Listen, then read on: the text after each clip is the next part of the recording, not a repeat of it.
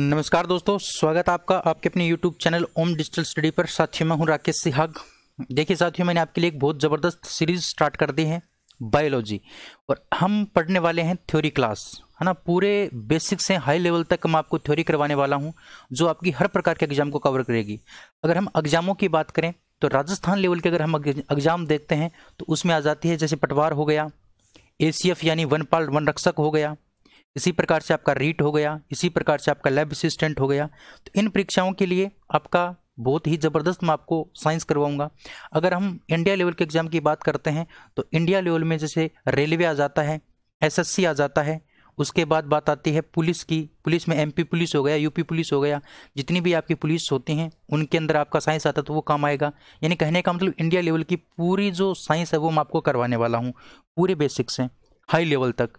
एक भी क्वेश्चन आपका यहाँ से बाहर नहीं जाएगा, ये मैं आपसे दावा करता हूँ। ठीक है, ये मैं आपसे दावा करता हूँ। ठीक है, इस बात को आप समझने की थोड़ी कोशिश करेंगे।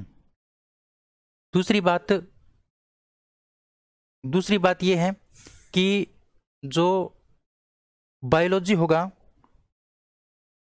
जो होगा वो बहुत ही अच्छे तरीके से मैं आपको करवाने वाला हूं। आपको समझ में आएगा, एक बार वीडियो पूरा देखेंगे तब आपको पता चलेगा। आज का वीडियो आपको पूरा देखना है, ठीक है ना, फिर आपको पता चलेगा भी कैसा कंटेंट मैं आपको दे रहा हूं। चलिए हम क्लास को स्टार्ट करते हैं और बात करते हैं आज के इस वीडियो की। तो सबसे पहले हम सिलेबस डिस्कशन करेंगे भी हमारा सिलेबस क्या रहने वाला है, और थोड़ी हम बेसिक जानकारी आज हम लेते हैं इस वीडियो के अंदर। चलिए शुरू करते हैं। तो देखिए साथियों, सबसे पहले बायोलॉजी के बारे में बात करते हैं।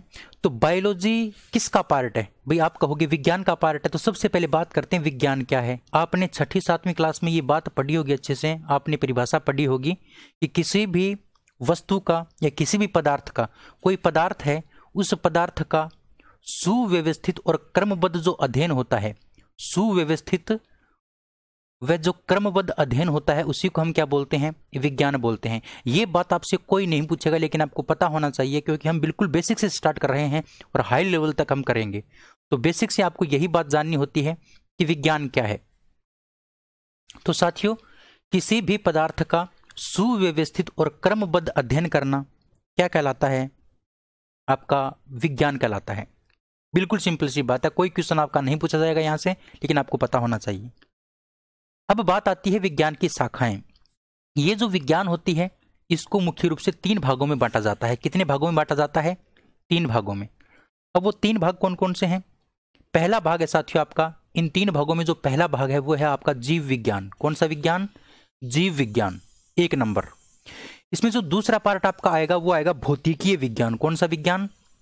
भौतिकीय विज्ञान, जिसको हम फिजिकल साइंस बोलते हैं। इसमें जो तीसरा पार्ट आपका जो आएगा वो आएगा साथियों प्रौद्योगिकी। तीसरा कौन सा पार्ट आएगा? प्रौद्योगिकी। आपको समझना है कि एक पॉइंट को, किसी भी पदार्थ का, कोई भी पदार्थ हो सकता है, पदार्थ मैं भी हूं, आप भी हो, आपका मोबाइल भी पदार्थ है, आपकी किताब भी पदार्थ है। यानी जो भी इस प्रकृति में आपको वस्तु दिखाई दे रही है वो अपने आप में पदार्थ है, और उसी के बारे में सुव्यवस्थित और क्रमबद्ध अध्ययन करना क्या कहलाता है? विज्ञान कहलाता है। जैसे मान लो ये मानव है, ये मानव है, और इस मानव के बारे में क्या करना है? अध्ययन करना है। तो इसका हम क्या करें? सुव्यवस्थित तरीके से अध्ययन करेंगे ना। मतलब पहले इसका जन्म कैसे हुआ, इसके अंदर कौन कौन से मतलब पार्ट होते हैं, कैसे उनका विकास होता है, क्या वो काम करते हैं, इस प्रकार से उनका पूरा जानकारी लेना और क्रमबद्ध रूप से जानकारी लेना विज्ञान कहलाता है। विज्ञान को हमने 3 पार्ट में बांट दिया, जीव विज्ञान, भौतिकीय विज्ञान और प्रौद्योगिकी। अब बात आती है साथियों, ये जो जीव विज्ञान होती है इसको भी हमने 2 भागों में बांट दिया। इस जीव विज्ञान को भी हमने 2 भागों में बांट दिया। एक आता है आपका जंतु विज्ञान, एक आपका आता है जंतु विज्ञान, दूसरा आपका आता है पादप विज्ञान। दूसरा आता है पादप विज्ञान। समझना है कि एक बात को मैं सारा डिटेल से आपको करवाऊंगा, एक बार थोड़ा सा टाइम दो मेरे को, समझने की कोशिश करो आप, फिर आपको पता चलेगा। ये क्लास पूरी देखनी है आपको। उसके बाद बात करते हैं भौतिकीय विज्ञान की, फिजिकल साइंस की अगर बात करते हैं तो इसको भी हमने 2 पार्ट में विभाजित कर दिया। इसका पहला पार्ट है आपका रसायन विज्ञान, जिसको हम केमिस्ट्री बोलते हैं, और इसका दूसरा पार्ट होता है वो होता है भौतिक विज्ञान, जिसको हम फिजिक्स बोलते हैं। क्या बोलते हैं? फिजिक्स बोलते हैं। रसायन को केमिस्ट्री, भौतिक को हम क्या बोलते हैं? फिजिक्स बोलते हैं। तो ये जो रसायन और भौतिकी होती है वो आपकी फिजिकल साइंस के अंदर आते हैं। जीव विज्ञान में 2 पार्ट होते हैं। अच्छा, उसके बाद अगर हम प्रौद्योगिकी की बात करते हैं तो प्रौद्योगिकी को हमने 3 पार्ट में बांट दिया। इसका जो पहला पार्ट है वो है इसरो। इसरो के बारे में हमें पढ़ना है पूरी डिटेल से। उसके बाद इसका जो दूसरा पार्ट आता है वो आता है डीआरडीओ। डीआरडीओ के बारे में पढ़ना होता है प्रौद्योगिकी के अंदर। और तीसरा जो आपका प्रकार होता है इस प्रौद्योगिकी का वो होता है परमाणु रिएक्टर। परमाणु रिएक्टर, परमाणु रिएक्टर यानी परमाणु बम, हाइड्रोजन बम, इनके बारे में पढ़ना आपका क्या कहलाता है? परमाणु रिएक्टर संबंधी अध्ययन कहलाता है। अच्छा, इस प्रकार से हम पढ़ने वाले हैं। अगर आप इतना पढ़ लेते हो ना तो आपका पूरा साइंस क्लियर हो जाता है। इससे बाहर किसी भी एग्जाम में, चाहे इंडिया के अंदर कोई भी एग्जाम हो, इससे बाहर कुछ नहीं जाएगा। और यही पार्ट मैं आपको पढ़ाने वाला हूं। आई बात समझ में? तो अभी तक मैंने आपको क्या बताया है? अभी तक मैंने आपको थोड़ा सिलेबस बताया है भाई, हमारी साइंस किस प्रकार से बंटी हुई है, कितने पार्ट में हमने विभाजित कर रखा है, कितने पार्ट में हम इसको विभाजित करके पढ़ेंगे। वही बात मैंने आपके सामने डिस्कस की है। उम्मीद कर सकता हूं ये बात आपको समझ में आ गई होगी। अब देखिए, यही बात मैंने आपको फिर यहां से लिख के बता दी नोट्स में कि किसी पदार्थ का सुव्यवस्थित व क्रमबद्ध अध्ययन क्या कहलाता है? विज्ञान कहलाता है, जो मैं आपको बता चुका हूं। विज्ञान को हम 3 शाखाओं में विभाजित कर सकते हैं: जीव विज्ञान, भौतिकीय विज्ञान और प्रौद्योगिकी। अगर हम जीव विज्ञान की बात करते हैं तो इसको भी हम कितने भागों में विभाजित करेंगे साथियों? 2 भागों में। जंतु विज्ञान को जूलॉजी बोलते हैं, पादप विज्ञान को हम बॉटनी बोलते हैं। जूलॉजी और बॉटनी में 2 भागों में विभाजित कर देते हैं बायोलॉजी को, यानी जीव विज्ञान को। अगर बात भौतिकीय विज्ञान की आती है तो भौतिकीय विज्ञान को भी हम 2 भागों में विभाजित करते हैं। एक भाग आपका होता है रसायन विज्ञान, दूसरा भाग आपका होता है भौतिक विज्ञान। रसायन विज्ञान की बात करते हैं तो केमिस्ट्री, और भौतिक विज्ञान की बात करते हैं तो फिजिक्स। अगर हम प्रौद्योगिकी की बात करते हैं तो प्रौद्योगिकी यानी टेक्नोलॉजी की अगर बात करते हैं तो साथियों इसमें आपका सबसे पहले पढ़ना पड़ता है आपको इसरो के बारे में, उसके बाद डीआरडीओ के बारे में, और उसके बाद आपको परमाणु रिएक्टर के बारे में पढ़ना होता है। यही हमारी साइंस है, यही हमारा सब कुछ है, जो आपके एग्जाम में बहुत ज़्यादा आपको परेशान करता होगा, बहुत ज़्यादा आपको तंग करता होगा, लेकिन अब नहीं करेगा। अगर आप मेरे साथ बिल्कुल अच्छे से रेगुलर मेरे साथ बने रहते हैं और जितना मैं आपको बताता हूँ उतना अगर पढ़ लेते हैं तो इससे बाहर कुछ नहीं जाएगा। एक बार विश्वास करके देखो, कंटेंट देखो कितना ज़बरदस्त मैं आपको दूंगा, एक भी क्वेश्चन बाहर नहीं जाएगा। ठीक है, चलिए अब हम आगे बढ़ते हैं, आगे बात करते हैं। अब देखिए, इससे आगे सबसे पहले में क्या पढ़ना पड़ेगा भाई? सबसे पहले अभी मैंने आपको बताया, सबसे पहले में क्या पढ़ना है? देखिए, सबसे पहले पढ़ना है जीव विज्ञान, क्योंकि बायोलॉजी पढ़ना है तो सबसे पहले जीव विज्ञान पढ़ेंगे। सबसे पहले क्या पढ़ेंगे हम? इस पार्ट को पढ़ेंगे, जीव विज्ञान को। तो देखिए, 1 नंबर हम बात करते हैं जीव विज्ञान की। किसकी बात करते हैं? जीव विज्ञान की बात करते हैं। तो आपको पता होना चाहिए भी जीव विज्ञान क्या है। मैंने आपको ये तो बता दिया भी विज्ञान क्या है, लेकिन अब आपको पता होना चाहिए जीव विज्ञान क्या है, क्योंकि हमें जीव विज्ञान के बारे में पढ़ना है। अच्छा, सबसे पहली बात तो ये है कि जीव विज्ञान क्या है? जीव विज्ञान को बोला जाता है बायोलॉजी। क्या कहा जाता है? बायोलॉजी कहा जाता है। अब ये जो बायोलॉजी शब्द है ना, इसी में ही सब कुछ छुपा हुआ है। इस जीव विज्ञान का जो पूरा का पूरा है ना, वो इसी बायोलॉजी में छुपा हुआ है। कैसे? देखिए, इस बायोलॉजी शब्द का मैं संधि विच्छेद करता हूं, यानी इस प्रकार से इसको मैं तोड़ देता हूं। बायो प्लस लोगोस, यानी बायो प्लस लोगोस से मिलकर के क्या बना? आपका शब्द बायोलॉजी बना। और इस बायोलॉजी का ही हिंदी रूप, इस बायोलॉजी का ही हिंदी रूप आपका क्या है? इस बायोलॉजी का ही हिंदी रूप जो है ना, वो आपका जीव विज्ञान है। बायोलॉजी जो है ना, बायोलॉजी, बायोलॉजी का हिंदी रूप जो है ना, वही क्या कहलाता है? जीव विज्ञान कहलाता है। बायोलॉजी को हम 2 शब्दों में लिख सकते हैं, बायो प्लस लोगोस। यहां पर बायो का अर्थ होता है साथियों जीव, जीवन, जीव या फिर जीवन एक ही बात है। बायो का मतलब होता है जीवन, और लोगोस का मतलब होता है अध्ययन करना। लोगोस का मतलब होता है अध्ययन करना, स्टडी करना। ये बात आपको समझ में आ रही होगी। मैंने आपको क्या बताया कि जीव विज्ञान जो है ना, उसको हम बोलते हैं बायोलॉजी। बायोलॉजी शब्द 2 शब्दों से मिलकर के बना है, बायो प्लस लोगोस। बायो का अर्थ जीवन होता है, लोगोस का अर्थ अध्ययन होता है, अध्ययन करना, अध्ययन करना। और ये जो बायोलॉजी शब्द है, इसी का हिंदी रूप क्या कहलाता है? जीव विज्ञान कहलाता है। तो आपको ये पूछ ले कि जीव विज्ञान का अर्थ क्या है, इस जीव विज्ञान का अर्थ क्या है, तो आप क्या कहोगे? भाई जीव विज्ञान बना बायोलॉजी से, और बायोलॉजी का अर्थ क्या होता है? बायोलॉजी का अर्थ होता है जीवन का अध्ययन करना। तो इस जीव विज्ञान का अर्थ क्या हो गया? इस जीव विज्ञान का अर्थ हो गया जीवन का अध्ययन करना, जीवन का अध्ययन करना, जीवन का अध्ययन करना। किसका अर्थ है? इस जीव विज्ञान का। जीव विज्ञान शब्द का ही मतलब क्या है? जीवन का अध्ययन करना। अब जो जीवन होता है वो 2 प्रकार का होता है। इस पृथ्वी के ऊपर जीवन 2 प्रकार का है। अब 2 प्रकार का जीवन कैसे है, उसके बारे में बात करते हैं। भाई जीवन है वो कितने प्रकार का होता है इस पृथ्वी के ऊपर? तो जीवन आपका 2 प्रकार का होता है। एक तो जीवन होता है जंतुओं का, एक जीवन आपका होता है जंतुओं का और दूसरा जीवन आपका होता है पादपों का। दूसरा जीवन आपका किसका होता है? पादपों का। अब जंतुओं के जीवन की अगर हम बात करेंगे तो उसको हम बोल देंगे जंतु विज्ञान। जंतु विज्ञान। अगर हम जंतुओं के बारे में बात करेंगे तो उसको जंतु विज्ञान बोल देंगे, और अगर हम पौधों के बारे में बात करेंगे, पादपों के बारे में बात करेंगे, तो उसको बोल देते हैं पादप या फिर वनस्पति विज्ञान। पादप या फिर वनस्पति विज्ञान। यहां तक आपको क्लियर हो रहा होगा? एक एक बात समझनी है आपको, ठीक है ना? तो जीवन का अध्ययन करना बायोलॉजी, इस जीव विज्ञान का अर्थ था। अब जीवन पृथ्वी के ऊपर दो प्रकार का होता है, एक जंतुओं का होता है, एक पौधों का होता है। जंतुओं के जीवन का अध्ययन करना जंतु विज्ञान कहलाता है, पौधों के जीवन का अध्ययन करना पादप विज्ञान या फिर वनस्पति विज्ञान कहलाता है। इसीलिए हमने जीव विज्ञान को कितने भागों में बांट दिया? 2 भागों में बांट दिया, क्योंकि जीवन 2 प्रकार का है। यहां तक बात आपको समझ में आई होगी? यहां तक कोई दिक्कत आपको नहीं हुई होगी, ठीक है? अब मैंने आपको यह बता दिया भी जीव विज्ञान कौन से शब्द से मिलकर के बना है? बायोलॉजी से। Biology, bio plus logos, bio का मतलब जीवन, लोगोस का मतलब अध्ययन करना। बायोलॉजी का ही हिंदी रूप क्या है? आपका जीव विज्ञान है।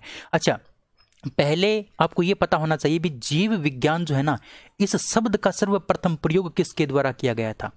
शब्द का प्रयोग सर्वप्रथम प्रयोग किसके द्वारा किया गया था?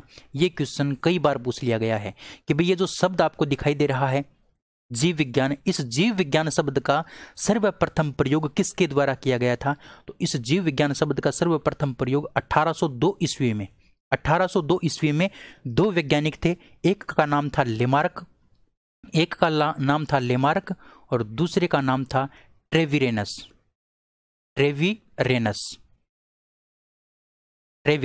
यानी 2 व्यक्ति थे, 2 वैज्ञानिक थे। एक का नाम था लेमार्क, दूसरे का नाम था ट्रेविरेनस। दोनों ने मिलकर के क्या किया? इस बायोलॉजी का नाम क्या रखा? जीव विज्ञान नाम रखा। यानी जीव विज्ञान का सर्वप्रथम प्रयोग किसके द्वारा किया गया था? तो लेमार्क और ट्रेविरेनस के द्वारा किया गया था। लेमार्क और ट्रेविरेनस ने 1802 ईस्वी में इस बायोलॉजी शब्द का हिंदी रूप क्या बताया? जीव विज्ञान बताया। पहले जीव विज्ञान नहीं कहा जाता था। 1802 ईस्वी से पहले बायोलॉजी को बायोलॉजी कहा जाता था, लेकिन 1802 के बाद इस बायोलॉजी को क्या कहा जाने लगा? जीव विज्ञान कहा जाने लगा। तो जीव विज्ञान शब्द का सर्वप्रथम प्रयोग 1802 ईस्वी में किया गया। अब देखिए, एक मैं आपको ट्विस्ट बताता हूं। क्वेश्चन पूछा गया था RAS प्री के अंदर 2013 में, RAS 2013 प्री में क्वेश्चन पूछा गया था कि जीव विज्ञान शब्द का सर्वप्रथम प्रयोग लेमार्क और ट्रेविरेनस ने किया। तो बताइए, लेमार्क और ट्रेविरेनस कहां के थे? यानी लेमार्क कहां का था और ट्रेविरेनस कहां का था? यह क्वेश्चन पूछ लिया गया RAS के अंदर। अब आपको भी पता होना चाहिए भी लेमार्क था वो कहां का था? तो लेमार्क था फ्रांस का। कहां का? फ्रांस का। और ट्रेविरेनस कहां का था? ट्रेविरेनस था आपका जर्मनी का।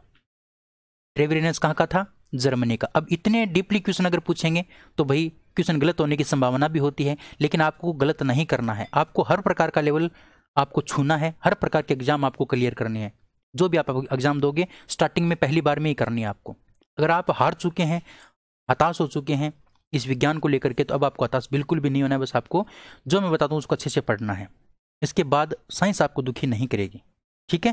तो ये बात आपको यहां तक समझ में आई होगी। मैंने आपको बताया शब्द का सर्वप्रथम प्रयोग 1802 में लेमार्क जो फ्रांस के थे और ट्रेविरेनस जो जर्मनी के थे, इन दोनों ने क्या किया था? जीव विज्ञान शब्द का सर्वप्रथम प्रयोग किया था। अच्छा, एक बात आपसे और पूछा जा सकता है कि ये जो जीव विज्ञान है ना, जीव विज्ञान शब्द का जीव विज्ञान का जनक किसको कहा जाता है? जीव विज्ञान का जनक या फिर पितामह किसे कहा जाता है? जीव विज्ञान का जनक या फिर जीव विज्ञान का पितामह या फिर फादर ऑफ बायोलॉजी किसको कहा जाता है? तो ध्यान रखोगे साथियों, अरस्तु को क्या कहा जाता है? अरस्तु को जीव विज्ञान का बायोलॉजी का जनक कहा जाता है, पितामह कहा जाता है, या फिर फादर ऑफ बायोलॉजी किसको कहा जाता है? अरस्तु को कहा जाता है, ठीक है?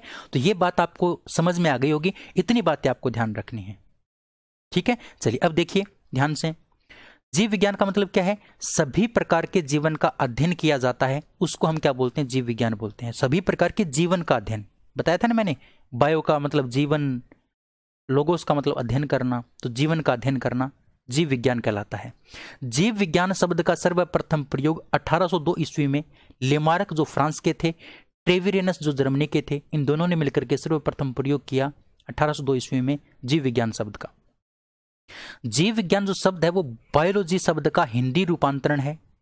बायोलॉजी शब्द बायो प्लस लोगोस से मिलकर बना है, जिसमें बायो का अर्थ जीवन है और लोगोस का अर्थ क्या है, अध्ययन करना। अतः जीव विज्ञान शब्द का अर्थ क्या हो गया, जीवन का अध्ययन करना। यहां तक बात समझ में आई, कोई दिक्कत नहीं होगी, बिल्कुल। जीव विज्ञान के जो जनक हैं उनका नाम है अरस्तु। ध्यान रखना, जीव विज्ञान के जनक कौन है, अरस्तु हैं। और पृथ्वी पर जीवन दो प्रकार का होता है, इसलिए हम जीव विज्ञान को कितने भागों में बांट देते हैं, दो भागों में विभाजित कर देते हैं। एक आपका होता है जंतु विज्ञान, जिसको हम बोलते हैं साथियों जूलॉजी, क्या बोलते हैं, जूलॉजी बोलते हैं। और दूसरा आपका होता है पादप विज्ञान या फिर वनस्पति विज्ञान, जिसको हम क्या बोलते हैं, बोटनी बोलते हैं। क्या बोलते हैं, बोटनी। ठीक है, ये बातें आपको पता होनी चाहिए। अब बहुत सारे दोस्त ये भी कहेंगे कि नोट्स कहाँ से मिलेगा, तो नोट्स आपको दे दिया जाएगा, प्रॉपर पूरा बायोलॉजी का नोट्स दे दिया जाएगा, कोई दिक्कत नहीं है। बस एक बार 5, 7, 10 दिन आप क्लास को रेगुलर करो, इनका स्क्रीनशॉट वगैरह ले लो। और जो नोट्स खुद बनाएगा उसका तो कहना ही क्या है, खुद के नोट्स खुद के ही होते हैं, खुद नोट्स बना लो अच्छे से। मैं आपको PDF इनकी डेली आपको दे दिया करूँगा। ठीक है, चलिए आगे बढ़ते हैं, आगे बात करते हैं। अब हमें क्या पढ़ना है, देखिए यहां तक आपको बात क्लियर हो गई होगी। अब हमें सबसे पहले पढ़ना है जंतु विज्ञान को। सबसे पहले हमें किसको पढ़ना है, जंतु विज्ञान को पढ़ना है, जूलॉजी को पढ़ना है। अब मैं आपको बताता हूं जूलॉजी या फिर जंतु विज्ञान के बारे में। यहां तक अगर आपको क्लियर हुआ है तो बिल्कुल आप वीडियो को एक बार लाइक कर देंगे, शेयर कर देंगे अगर आपको समझ में आ रहा है। इसी प्रकार से हम पढ़ेंगे, अच्छे से पढ़ेंगे, दमदार तरीके से पढ़ेंगे, कोई दिक्कत आपको नहीं होने वाली है। ठीक है, चलिए अब बात करते हैं जंतु विज्ञान या फिर जूलॉजी के बारे में। किसके बारे में, जंतु विज्ञान या फिर जूलॉजी के बारे में बात करते हैं।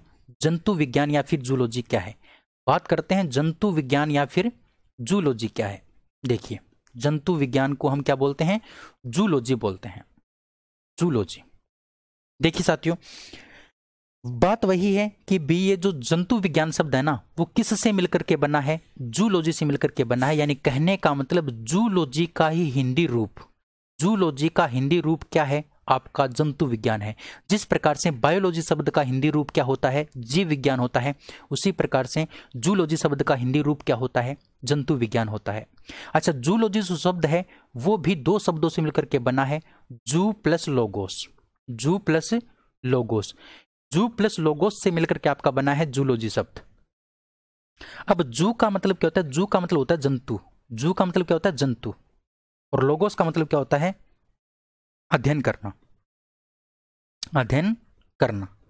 अब जंतु विज्ञान का अर्थ क्या हो गया। अब आपको कोई पूछ ले जंतु विज्ञान का अर्थ क्या होता है, तो आप क्या कहोगे, भाई जंतु विज्ञान शब्द बना है जूलॉजी से, जूलॉजी भी दो शब्दों से मिलकर के बना है, जू प्लस लोगोस। जू का मतलब जंतु, लोगोस का मतलब अध्ययन करना। इसका मतलब जंतु विज्ञान का अर्थ क्या हो गया, जंतु जीवन का अध्ययन करना, जंतुओं का अध्ययन करना या फिर जंतु जीवन का अध्ययन करना। जंतु जीवन का अध्ययन करना क्या कहलाता है, आपका जंतु विज्ञान कहलाता है। जंतु जीवन का अध्ययन करना आपका क्या कहलाता है, जंतु विज्ञान कहलाता है। अच्छा, जंतु जीवन के लिए एक तो हम शब्द काम में लेते हैं जूलॉजी, जंतु जीवन के लिए हम एक शब्द तो काम में लेते हैं जूलॉजी, और एक शब्द जंतु विज्ञान, इस जंतु जीवन के लिए एक शब्द और काम में आता है, वो शब्द भी पूछा जाता है आपसे। मैंने क्या कहा, एक बार मेरी बात के ऊपर गौर कीजिए।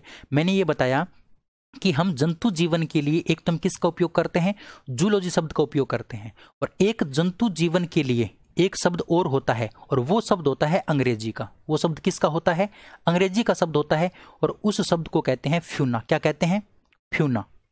अब क्वेश्चन ये पूछा जा सकता है कि फ्यूना शब्द किसके लिए प्रयोग किया जाता है, पादप जीवन के लिए, जंतु जीवन के लिए, दोनों के लिए, या फिर इनमें से कोई नहीं। तो आपको ध्यान रखना है, ये जो फ्यूना शब्द है, फ्यूना शब्द ये किसके लिए काम में लिया जाता है, तो ये जंतु जीवन के लिए काम में लिया जाता है।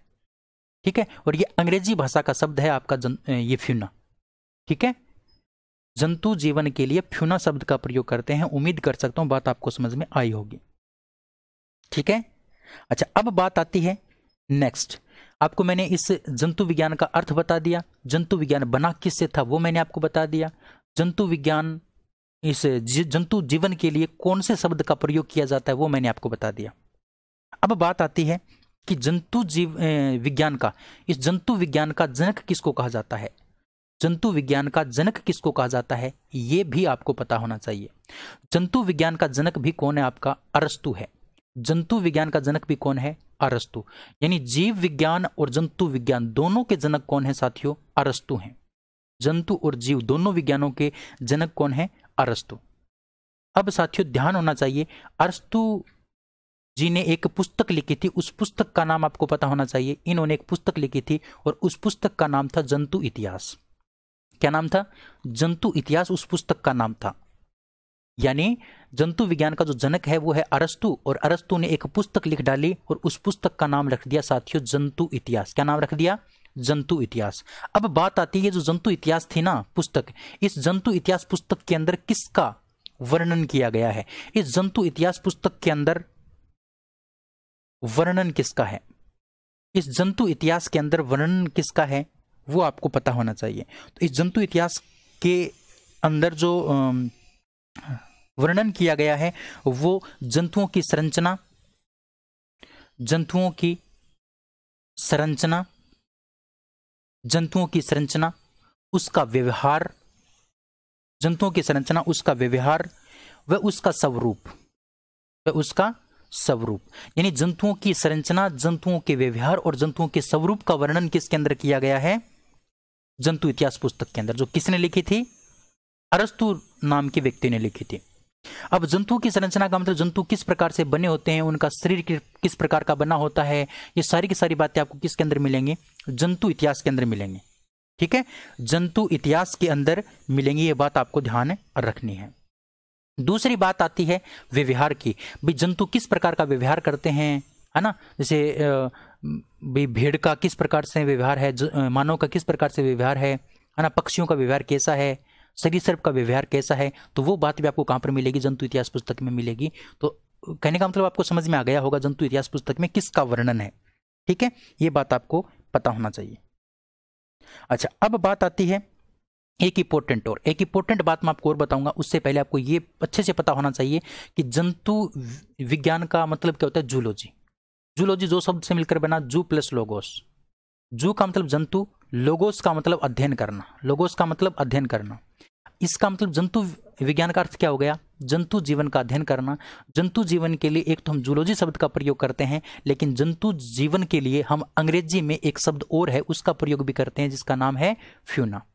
जंतु विज्ञान के जनक कौन थे? अरस्तु थे। अरस्तु ने एक पुस्तक लिखी थी, उसका नाम था जंतु इतिहास। जंतु इतिहास के अंदर कौन सी किसका वर्णन किया गया है? तो जंतुओं की संरचना, व्यवहार और उसके स्वरूप का क्या किया गया है? वर्णन किया गया है। यहां तक आपको बात याद हो जानी चाहिए और उम्मीद कर सकता हूं ये बात आपको याद हो भी गई होगी। अब देखिए बताता हूं मैं आपको, बात करते हैं जंतु विज्ञान के बारे में। देखिए जीव विज्ञान की वह शाखा, भाई जीव विज्ञान की शाखा है क्योंकि मैंने आपको बताया था बायोलॉजी को दो भागों में बांटा है, जूलॉजी और बॉटनी में। जूलॉजी यानी जंतु विज्ञान, जंतु विज्ञान जीव विज्ञान की शाखा है। तो जीव विज्ञान की वह शाखा जिसमें जंतु जीवन का अध्ययन किया जाता है उसको हम क्या बोलते हैं? जंतु विज्ञान बोलते हैं। ठीक है, जंतु विज्ञान शब्द जो है ना वो जूलॉजी का हिंदी रूप है। जूलॉजी का हिंदी रूप क्या है आपका? जंतु विज्ञान है। और जूलॉजी शब्द जो है ना वो जू प्लस लोगोस से मिलकर के बना है, जिसमें जू का अर्थ है जंतु और लोगोस का अर्थ है अध्ययन करना। अतः जंतु विज्ञान का अर्थ क्या हो गया? जंतु जीवन का अध्ययन करना। समझ में आ गई बात? बिल्कुल। अंग्रेजी में जंतु जगत के लिए या फिर जंतु जीवन के लिए कौन से शब्द का प्रयोग करते हैं? फ्यूना शब्द का प्रयोग करते हैं। यह क्वेश्चन आपसे पूछा जा सकता है। अरस्तु को ही जंतु विज्ञान का क्या कहा जाता है? जनक कहा जाता है। और अरस्तु ऐसे प्रथम व्यक्ति थे जिन्होंने जंतुओं के ऊपर पुस्तक लिखी जिसका नाम था जंतु इतिहास।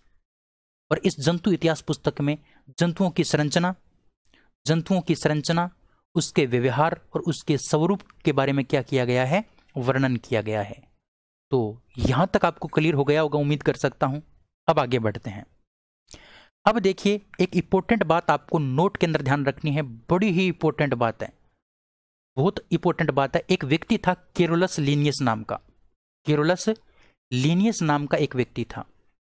केरोलस लीनियस नाम याद रखना, केरोलस लीनियस। इनके बारे में आपको दो बातें ध्यान रखनी है।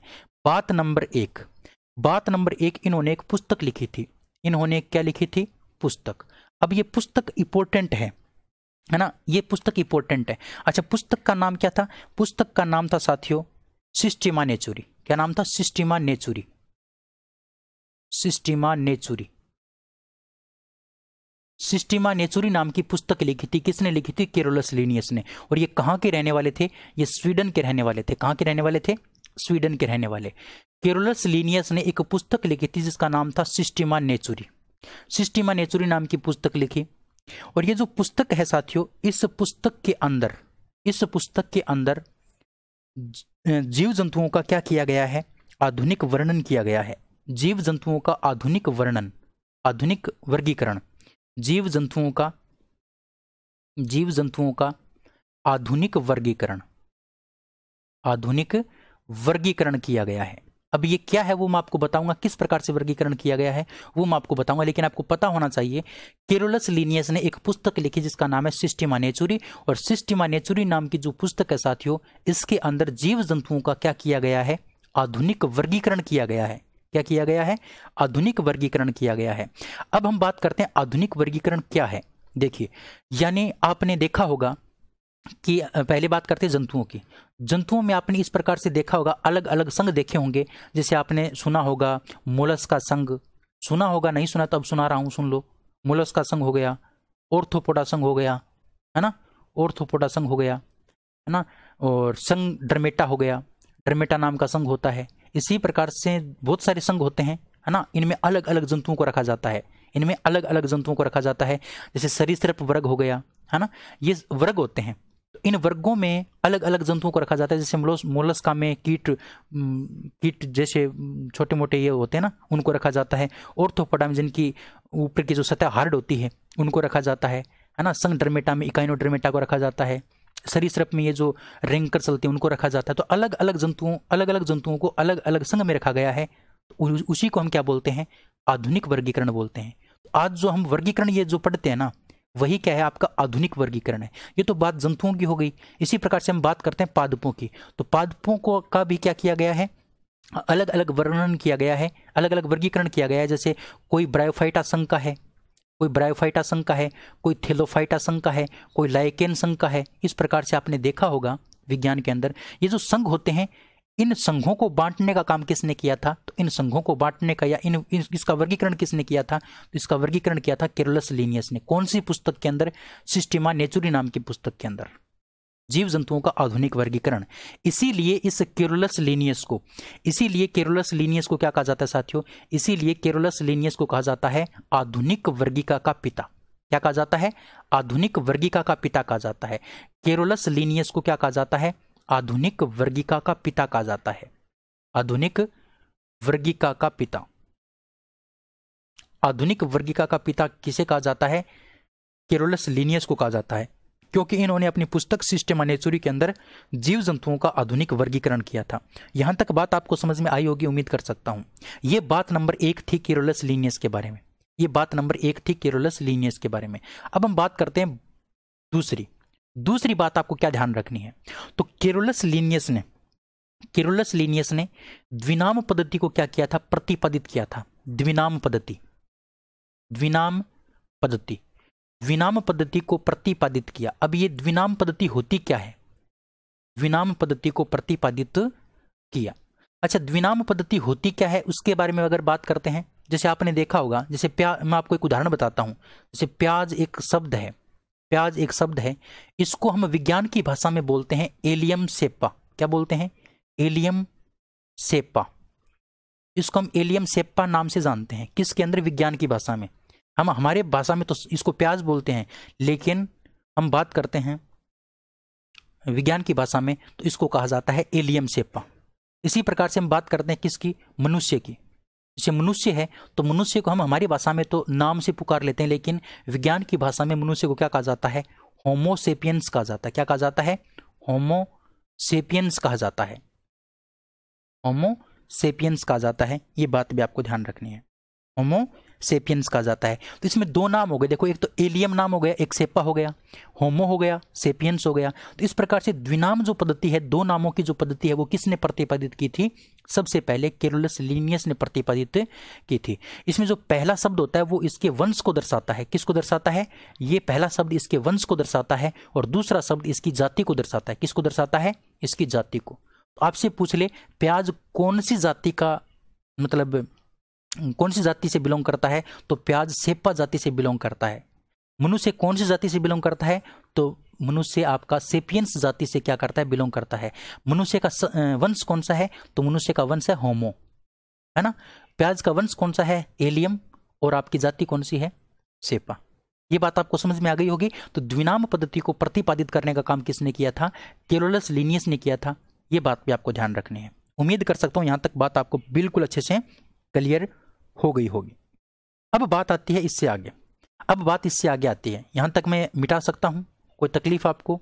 मेरे हिसाब से नहीं है। चलिए अब देखो, अब हम बात करते हैं आगे।